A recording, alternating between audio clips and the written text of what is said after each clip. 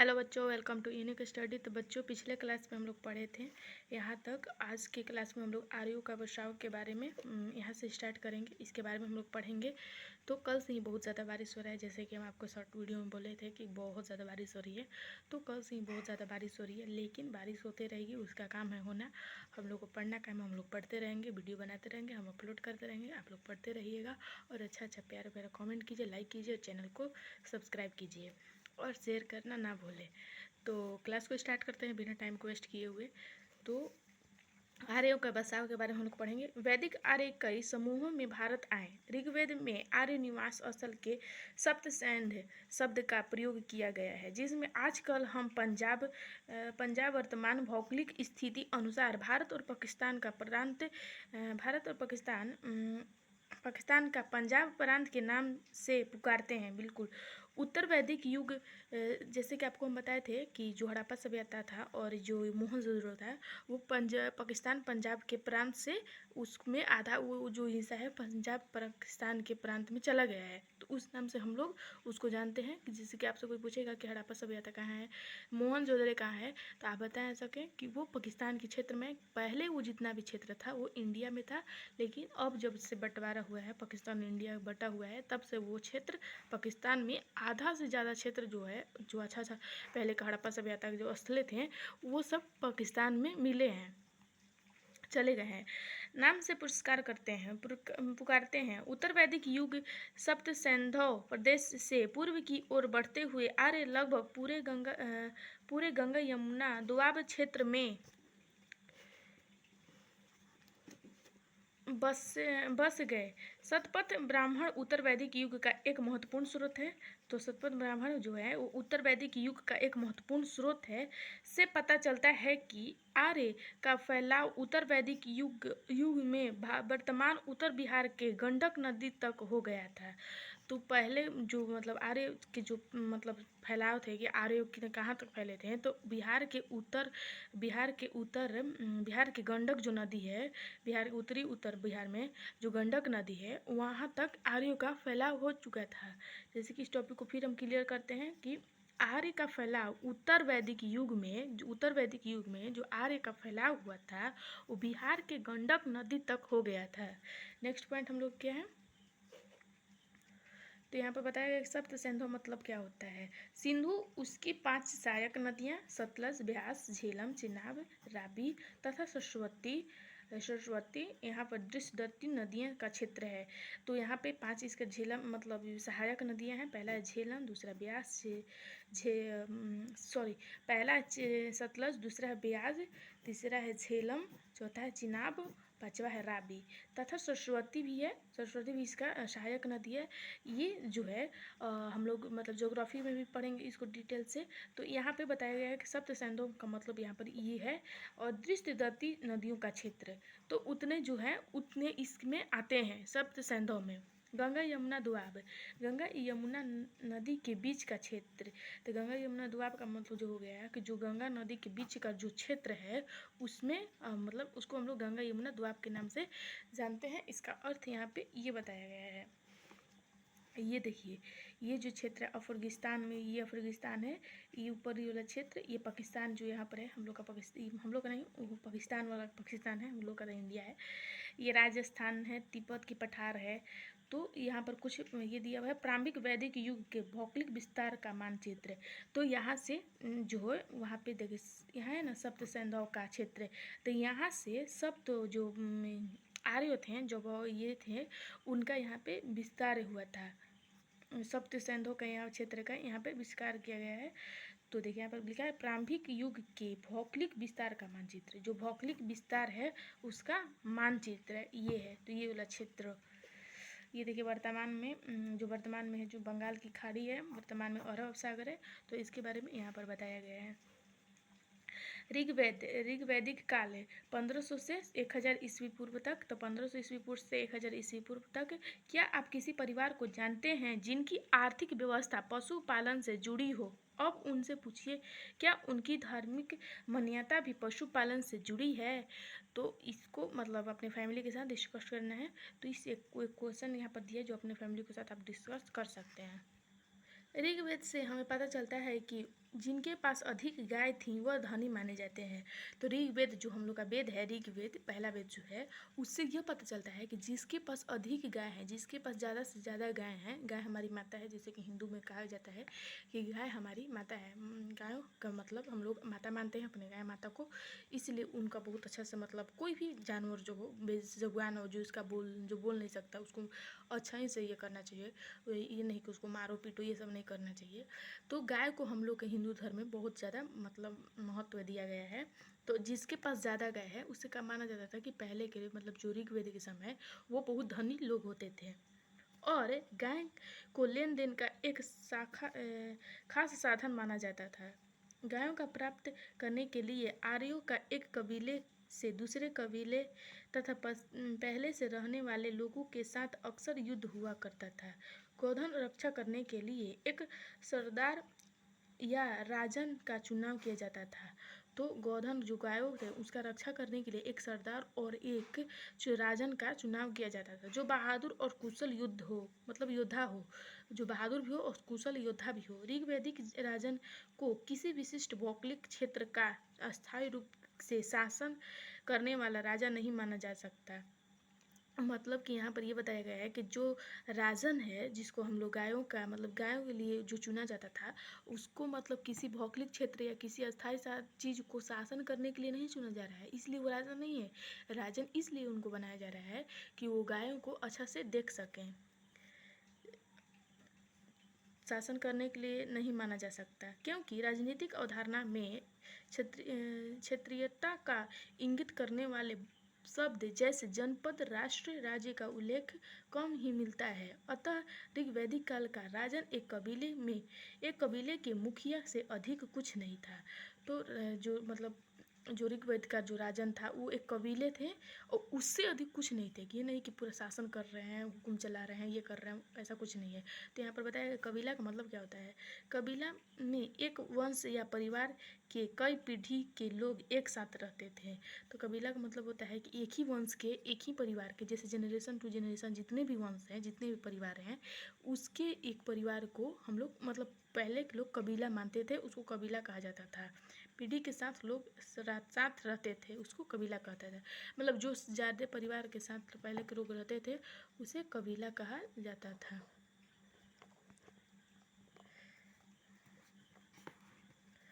ऋग्वैदिक काल में आम लोगों की संस्था के रूप में विधत का सबसे ज़्यादा महत्व था, लेकिन धीरे धीरे विधत का महत्व घटता गया और इसका स्थान सभा और समिति ने ले लिया।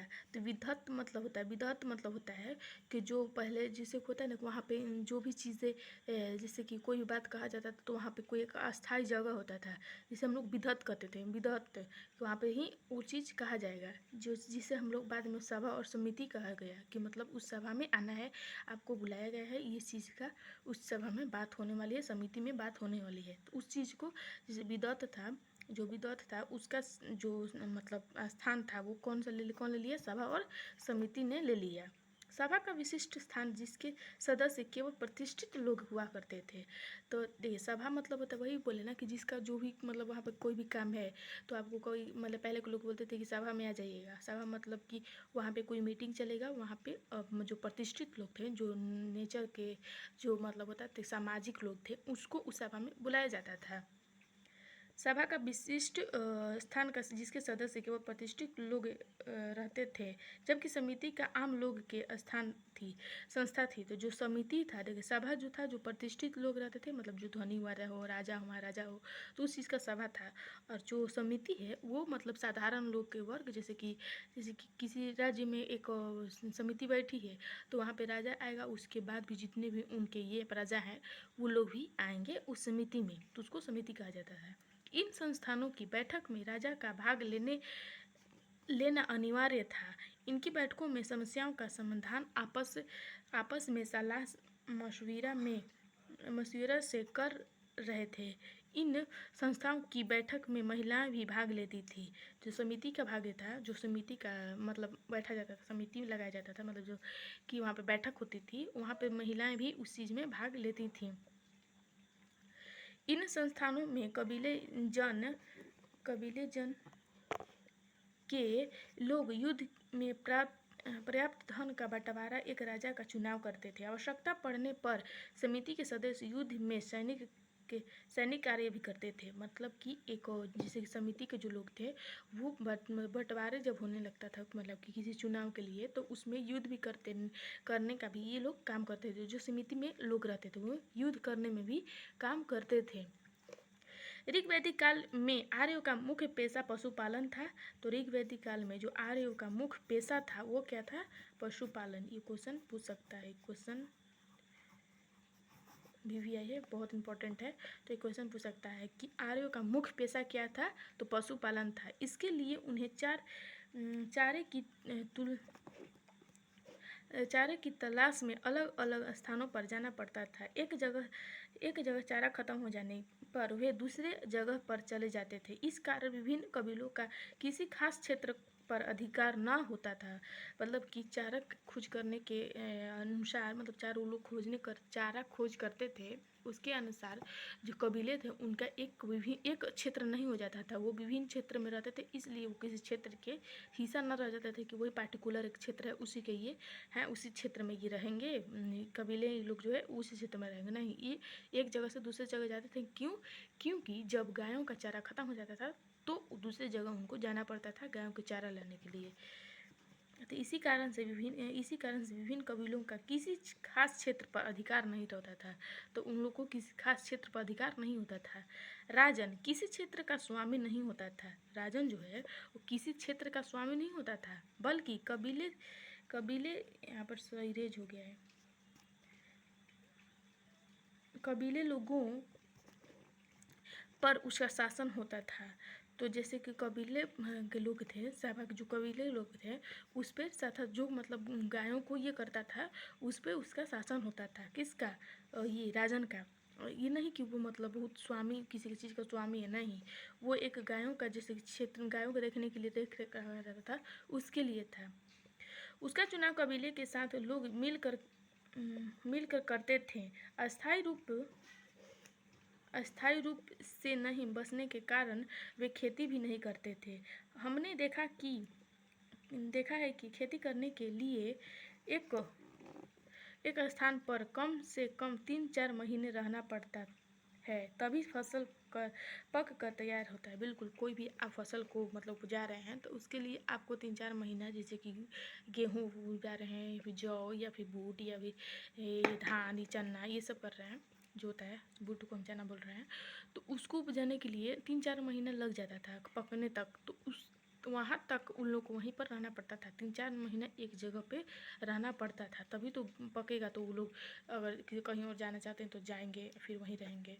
तो इस तरह से होता था, तैयार की जाती है। मगर हमें कुछ स्रोतों से पता चलता है कि जौ की खेती करते थे। मतलब कि पहले जो, मतलब हम लोग को जो बताया था ना कि पहले जौ की खेती होती थी, तो उस समय जौ की खेती होती थी, जो कि फसल आमतौर पर कम समय में तैयार हो जाती है। तो हाँ, जौ मतलब कम समय में क्या, 10 दिन में थोड़ी रेडी हो जाएगा, लेकिन कम समय में रेडी हो जाती थी। इस कारण इस फसल को उगाना उनके लिए आसान होता था, तो ज़्यादा मात्रा में जौ ही उपजाते थे। कुछ अन्य स्रोतों से हमें पता चलता है कि स्थानीय निवासियों दास वस्तुओं से गेहूँ आदि का फसल प्राप्त करते थे। जौ गेहूँ का हुआ था फसल, उसे प्राप्त करते थे, तो उसके लिए टाइम लेते हैं। गेहूँ पकने में, ये होने में टाइम थोड़ा लगता है। इन फसलों के बदले दूध, घी आदि वस्तुएं भी उन्हें देते थे।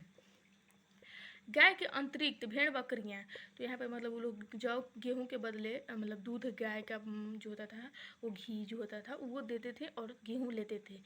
गाय के अतिरिक्त भेड़ बकरियाँ एवं घोड़े पाले जाते थे। पशुपालन की तुलना कृषि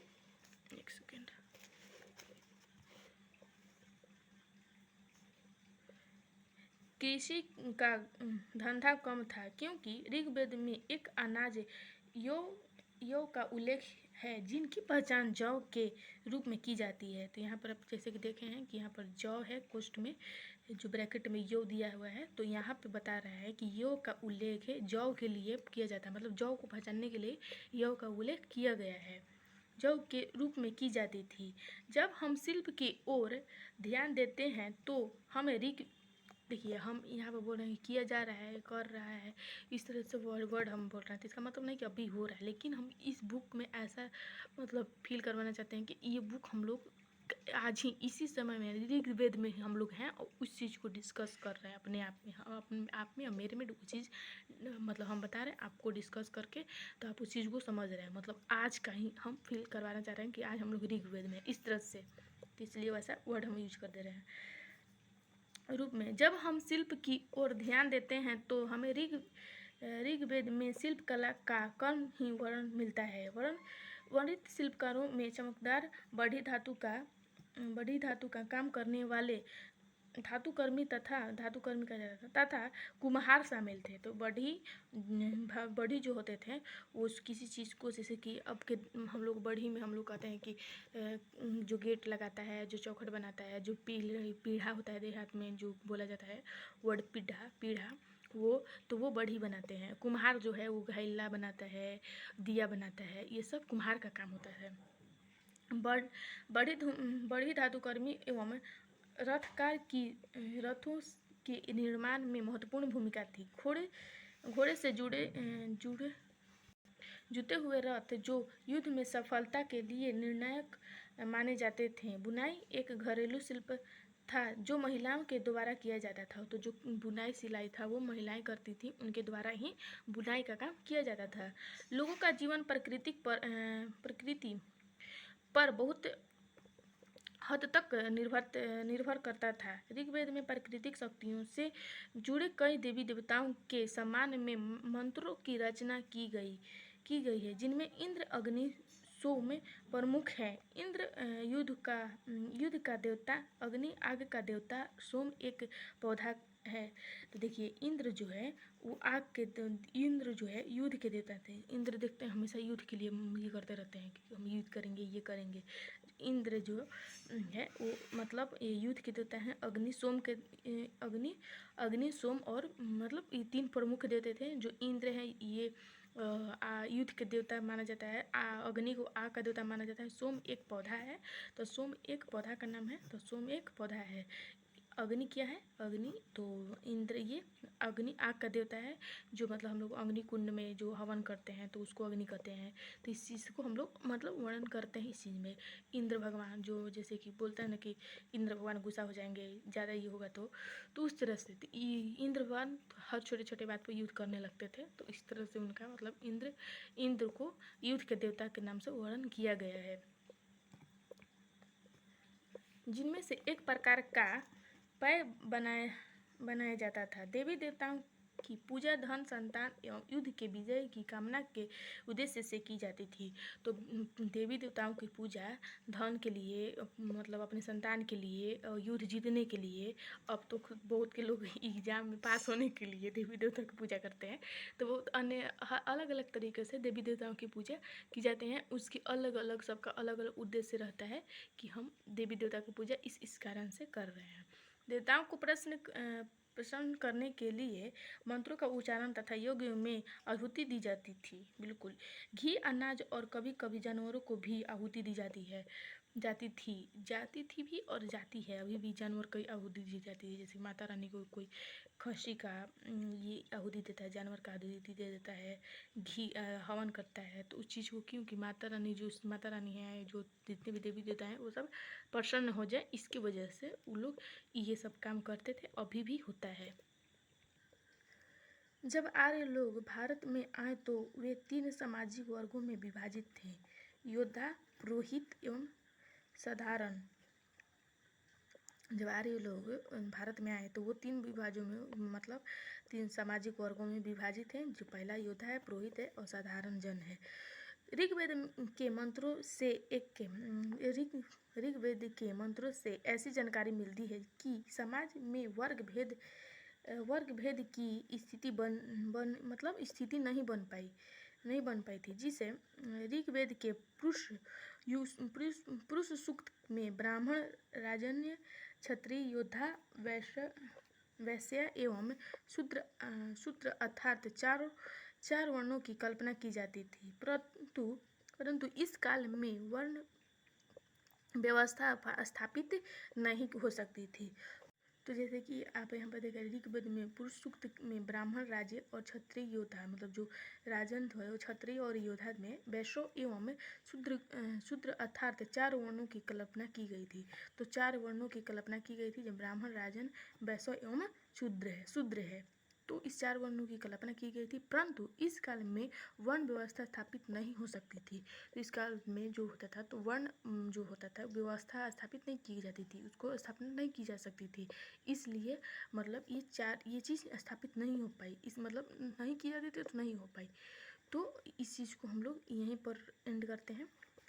जैसे कि आपको हम बताएं कि यहाँ पे 4 ये थे, तो इसी जो मतलब था यहाँ पे लिखा हुआ है कि परंतु इस काल में वर्ण व्यवस्था स्थापित न हो सकी थी।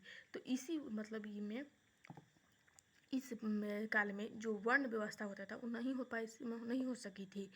तो यहाँ तक हम लोग पढ़ लिए आज। कल के क्लास में हम लोग उत्तर वैदिक पढ़ेंगे, क्योंकि बुक चैप्टर लंबा है, तो धीरे धीरे छोटा छोटा पढ़ेंगे क्लास करके। छोटा छोटा क्या 20 मिनट को हो जा रहा है, 15-20 मिनट हो ही जा रहा है। तो छोटा छोटा मतलब 3 पार्ट में पढ़ेंगे, 4 पार्ट में पढ़ेंगे तो ज़्यादा बेहतर समझ में आएगा। तो इसलिए आज के लिए इतना ही रखते हैं। कल से हम लोग उत्तर वैदिक काल यानी 1000 से 600 ईस्वी पूर्व को ख़त्म करेंगे। तो कल तक ही पूरा बुक चैप्टर मतलब समाप्त हो ही जाएगा। कल ये क्लास 6 का चैप्टर नंबर, तो 6 चैप्टर है, ये समाप्त हो जाएगा।